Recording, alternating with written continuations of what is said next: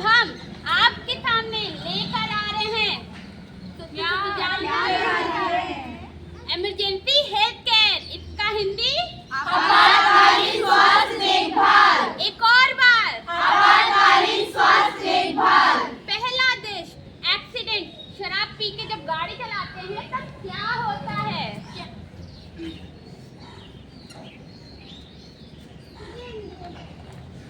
बच्चे ने सही होता है, एक्सीडेंट हो जाता है। वो गड्डी लेके वो रास्ते पे वो सड़क पे एक मोड़ आया, एक्सीडेंट हो गया। कैसे गाड़ी चलाते हो? तुम देख के नहीं चला रहे हो, मेरे ऊपर इल्जाम लगाते हो। अरे देखो तो आजकल लोगों को शराब पी के या गाड़ी चलाकर लोगों को बोलते हैं, तुम देख के निकलते हो। अरे लोग से बोलना बेकारी है, इन लोगों को जितना समझाओ उतना बेकार है, छोड़ो इनको।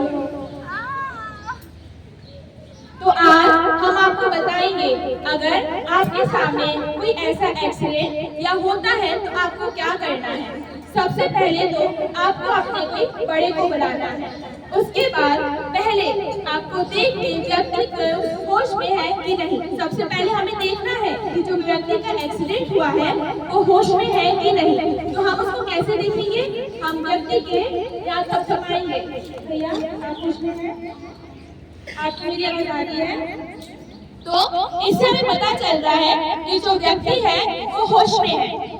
और दूसरी बात, हम उनका स्वास्थ्य देखेंगे कि उनको कितने जख्म आए हैं। उसके बाद हम एम्बुलेंस को कॉल करेंगे 102 नंबर पर। और उसके बाद हम घायल व्यक्ति को, क्योंकि जो एक्सीडेंट है हमारा सड़क पे हुआ है तो वो हमारे लिए हानिकारक है। अगर हम उस व्यक्ति को वहीं छोड़ेंगे तो हम उस व्यक्ति को उठाकर एक सुरक्षित जगह पे रखेंगे। और एक घायल व्यक्ति को ज्यादा हिलाना नहीं है, क्योंकि वो ऑलरेडी घायल हो चुका है तो उसका रक्त बह चुका है बहुत सा।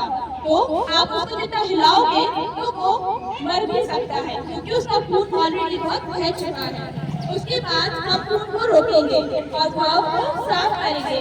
तो हम खून को किस प्रकार रोकेंगे? पहले हम देखेंगे कि उनका किस जगह से खून निकल रहा है और हम उसे पहले पानी से धोएंगे।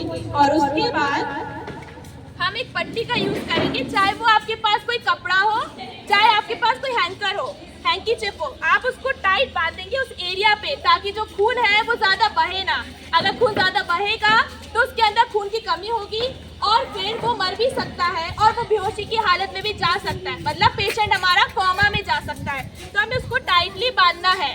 उस टाइटली बांधने के बाद उसका खून रुक जाए, फिर हमें घायल व्यक्ति को गर्माहट प्रदान करनी है। जो व्यक्ति घायल हुआ है उसको ठंड लग सकती है तो हमें उसको थोड़ा गर्माहट देना है, उसको एक सही जगह पे लेके जाना है। और उसके बाद हम व्यक्ति को उठा के हमें एम्बुलेंस आती है, उसके बाद हमें व्यक्ति को हॉस्पिटल पहुंचाना है। और इससे हमारा ये निश्चित है। धन्यवाद।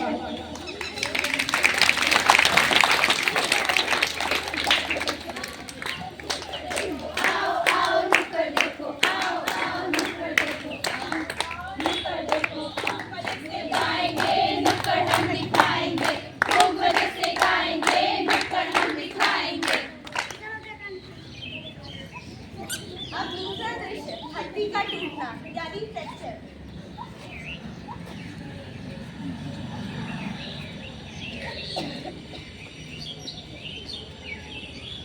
इधर चला मैं उधर चला, जाने कहाँ मैं किधर चला, अरे फिसल गया, ये तूने क्या किया? चोट लग गई, चोट लग गई। नहीं जाना है। अच्छा, इलाज हो सकता है। हम ऐसे बांधेंगे।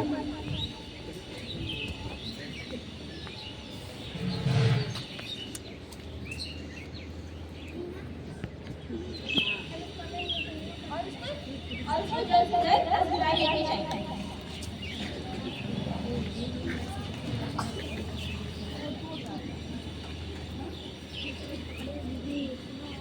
वहाँ बेटा वहाँ से लेना चार्ट पेपर को सब आ जाए। झूम झूम के आएंगे, नुक्कड़ हम दिखाएंगे, आएंगे नुक्कड़ हम दिखाएंगे, बच्चे बूढ़े आएंगे, नुक्कड़ हम दिखाएंगे।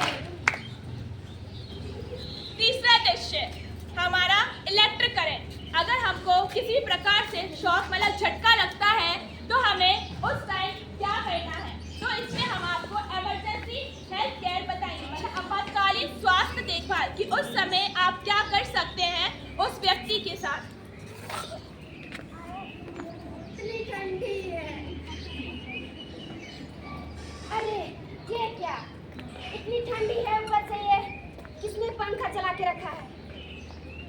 लगे 440 वोल्ट छूने से तेरे, अरे लगे 440 वोल्ट छूने से तेरे, छूने से तेरे, छूने से तेरे, लगे 440 वोल्ट छूने से तेरे। अरे रुकिए रुकिए, जिसे झटका लगा है उसे गीले हाथों से नहीं पकड़ना है। उसे 6 फीट की दूरी बनाए रखें और दूर से ही उसी स्टिक से उसे छुड़ाइए। सबसे पहले इलेक्ट्रिक शॉक लगे हुए व्यक्ति को उससे सबसे पहले मेन स्विच आपको ऑफ करना है और उस व्यक्ति को उस जगह से हटाना है।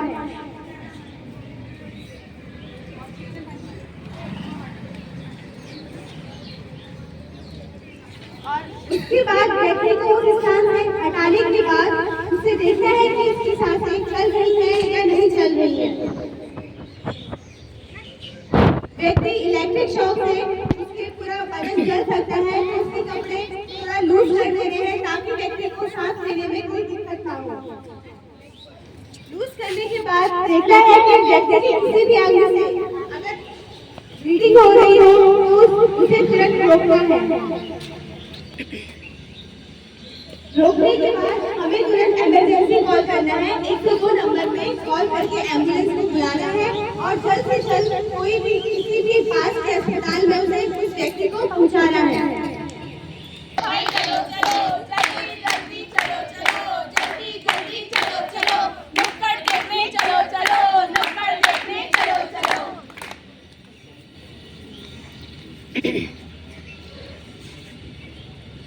चौथा दृश्य, अगर सांप काटे तो हमें क्या करना चाहिए?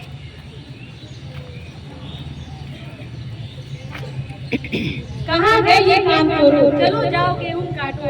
1 घंटे में पूरे गेहूँ कट जाने चाहिए, नहीं तो तुम्हारी वेतन काटी। अरे यार, ये मालिक भी क्या काम करवाते रहते हैं। हाँ यार, जब देखो तब एक दिन में सारा गेहूँ कैसे काटेंगे? तुझे देखा तो ये जाना सनम, प्यार होता है दीवाना सनम। अरे सांप ने काट दिया, सांप ने काट दिया। अरे भाई क्या हुआ है, कहाँ काट दिया सांप ने काट दिया। अरे भाई रुको रुको, जब भी सांप काटे तो ऐसे मुंह से कभी भी जहर नहीं निकालना है, वरना जो इंसान को सांप काटा वो खुद मर जाएगा, लेकिन जो अंदर ले रहे जहर वो भी मर सकता है। तो सबसे पहले जो सांप को काटा है उसको सबसे पहले धीरज दिलाए, फिर उसके बाद जो कपड़े टाइट किए हैं, जो कपड़े पहने हुए हैं उसको ढीला कर दे ताकि उसको सांस लेने में आसानी हो। और ये बात ध्यान रखे कि कभी भी जो सांप काटा है उसको कभी भी ऐसे रगड़ना नहीं है, उसमें कोई भी मलहम नहीं लगाएगा। सबसे पहले उसको सीधे लेटा देना है,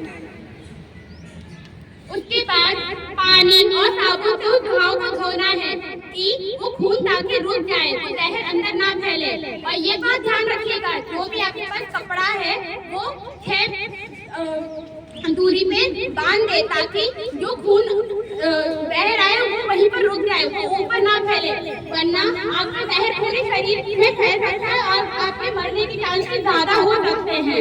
फिर उसके बाद तुरंत की तुरंत उसको हॉस्पिटल ले जाए और जो सांप काटा है उसकी दवाई कराए, वरना कुछ भी हो सकता है आगे चलकर। धन्यवाद। चलो चलो, जल्दी जल्दी चलो चलो, जल्दी जल्दी चलो चलो।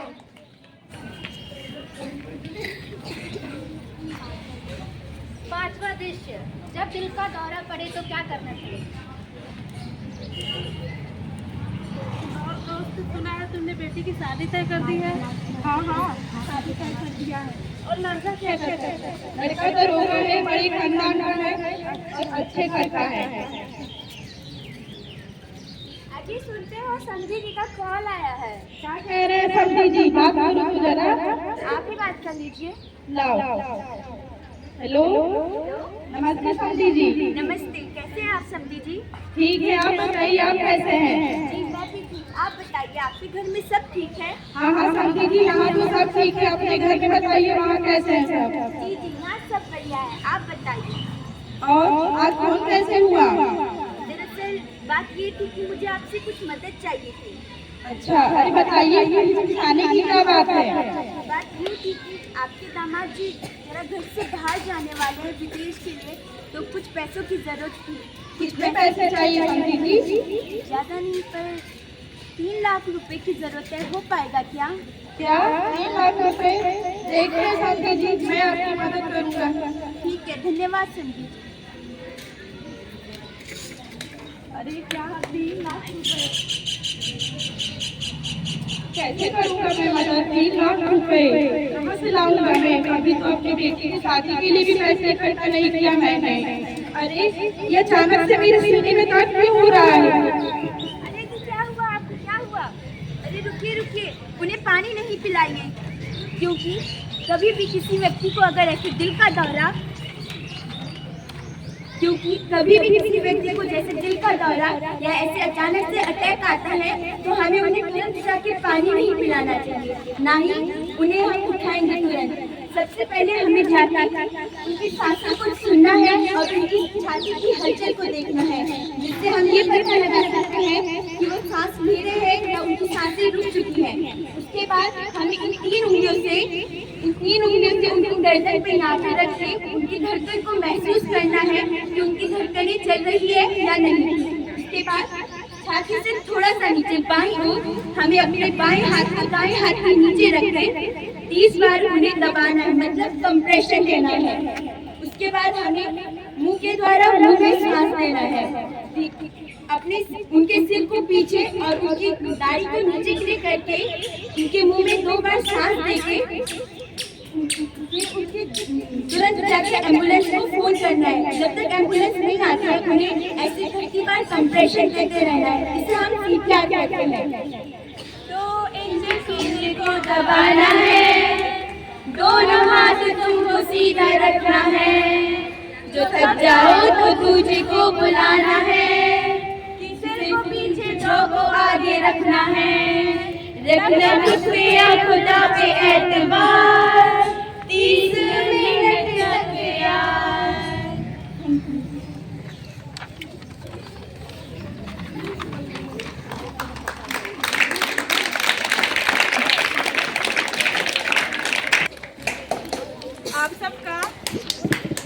आप सबका बहुत बहुत धन्यवाद।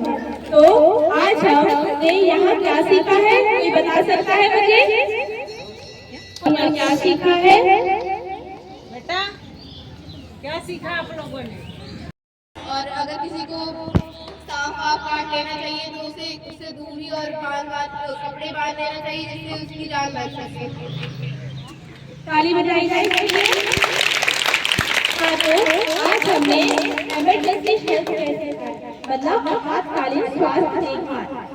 हमारे आसपास कुछ न कुछ हादसे होते रहते हैं और हमको उस टाइम समझ ही नहीं आता है कि हमको क्या करना चाहिए। तो आप लोग तो छोटे हैं, आप पूरी चीजें तो नहीं कर सकते हैं, पर आपको सबसे पहले अपने बड़े को बुलाना है। उसके बाद आपको जो कुछ चीजें हमने बताई हैं उसको आप इस्तेमाल कर सकते हैं। जैसे कि पहला था हमारा एक्सीडेंट। हम अक्सर रोड पे एक्सीडेंट देखते हैं कि लोगों का एक्सीडेंट हो जाता है और उनके आसपास कोई होता ही नहीं है, बस देखते हैं पर उनकी मदद करने वाला कोई नहीं होता है।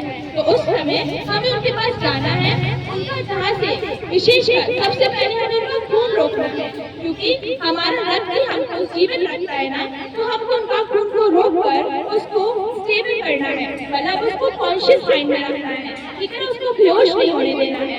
उसके बाद हमको उसको एक अच्छी जगह पे लेकर उसको पानी वगैरह देके हमको एम्बुलेंस को कॉल करके एम्बुलेंस को बुलाकर उसको जल्द से जल्द अस्पताल पहुंचाना है।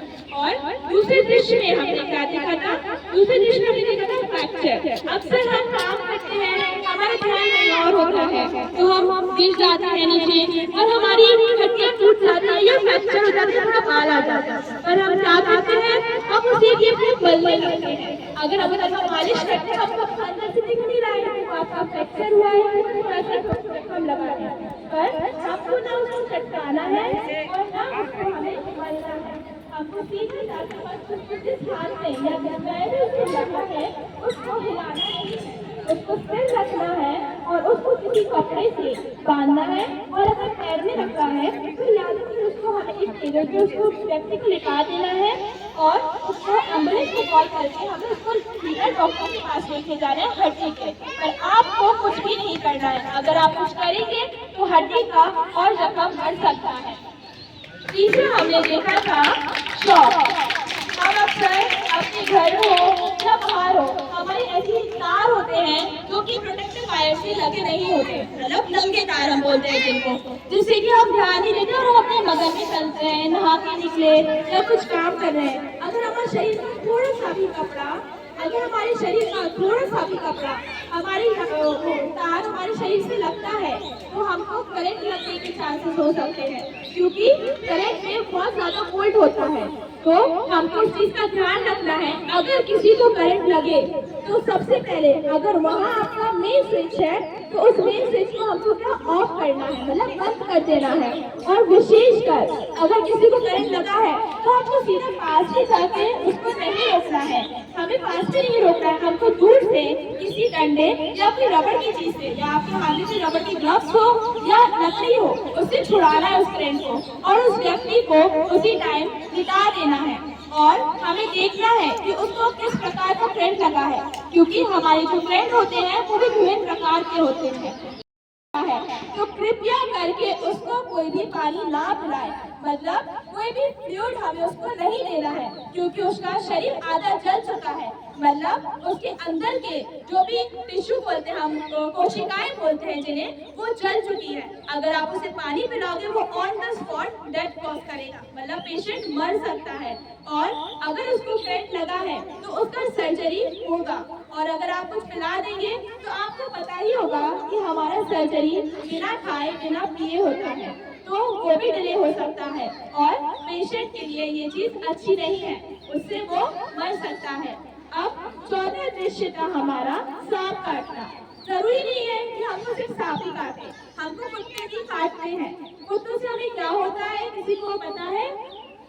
कुत्ते काटने से कौन सी बीमारी होती है? कुत्ते काटने से हमें उस कुत्ते से पहली बात तो हमें कुत्तों को कभी छेड़ना नहीं चाहिए, ठीक। दूसरी बात, अगर आपको कोई कुत्ता काट ले तो आपको जल्द से जल्द उस घाव को पानी और साबुन से धोना है, ठीक। और उसके बाद अगर उस कुत्ते को वैक्सीनेशन मतलब टीकाकरण लग चुका है तो आपको 3 टीके लगेंगे, ठीक। अगर उस कुत्ते को टीका नहीं लगा है तो आपको इसमें लापरवाही नहीं करना है, क्योंकि जब कुत्ता काटता है तो उनकी जो लार होती है मतलब सलाइवा होता है उसमें वो वायरस होता है, जिससे कि वो वायरस आपके शरीर के अंदर मतलब उसने काटा तो ऊपर से है आपको अगर छोटा सा घाव आया है चाहे वो खरोच भी क्यों ना हो, पर वो धीरे धीरे आपके रक्त थोड़ी में पहुंचेगा।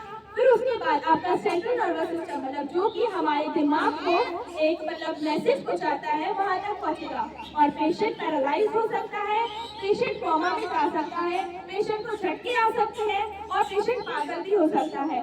तो हमें सबसे पहले हमें उस कुत्ते को भी ऑब्जर्व करना है और जल्द से जल्द जाकर आपको टीटी और मतलब रेबीज का वैक्सीनेशन लगवाना चाहिए। अगर आपको टीटी लगा हुआ है और आपको 5 महीने से ज्यादा हो गए तो आपको दोबारा टीटी करवाना है और रेबीज का वैक्सीनेशन लगाना है। एंटी रेबीज वैक्सीनेशन आता है हमारा टीकाकरण, वो कराना है। उसके बाद हमको कुत्ते को ध्यान से देखना है। अगर कुत्ते में कोई भी बोलते हैं कि उसको बोलते हैं कि एक्शन दिख रहा है कुत्ते में जो भी, वो चीज आपको देखना है।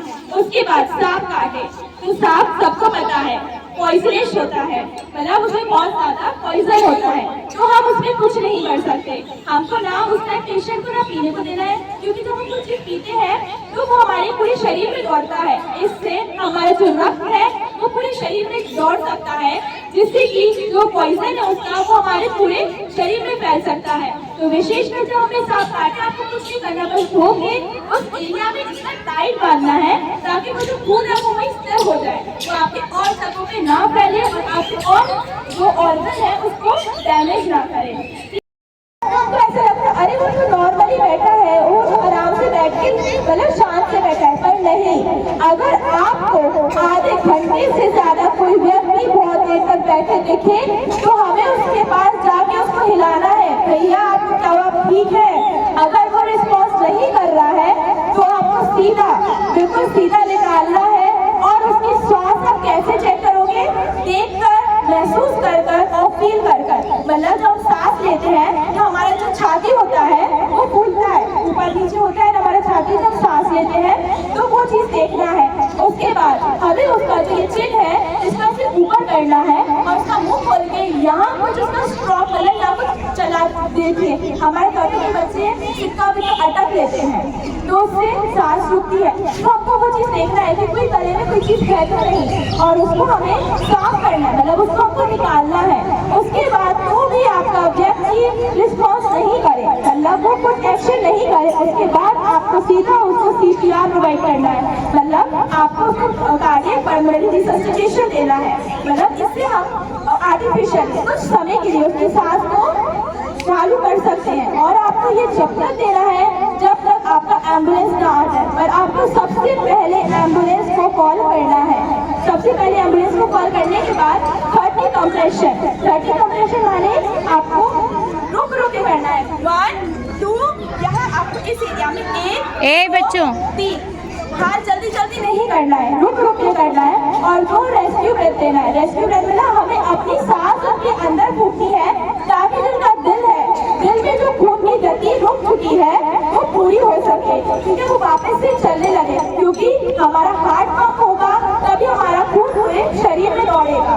तो हम अपने हार्ट को पंप कराने के लिए हम उसको आर्टिफिशियल रिससिटेशन भी दे सकते हैं और हम ऐसे अपने CPR भी प्रोवाइड कर सकते हैं। ठीक है, आप सबको समझ आया ये नुक्कड़ नाटक से कुछ? आप सबको कैसा लगा? तो बहुत अच्छा।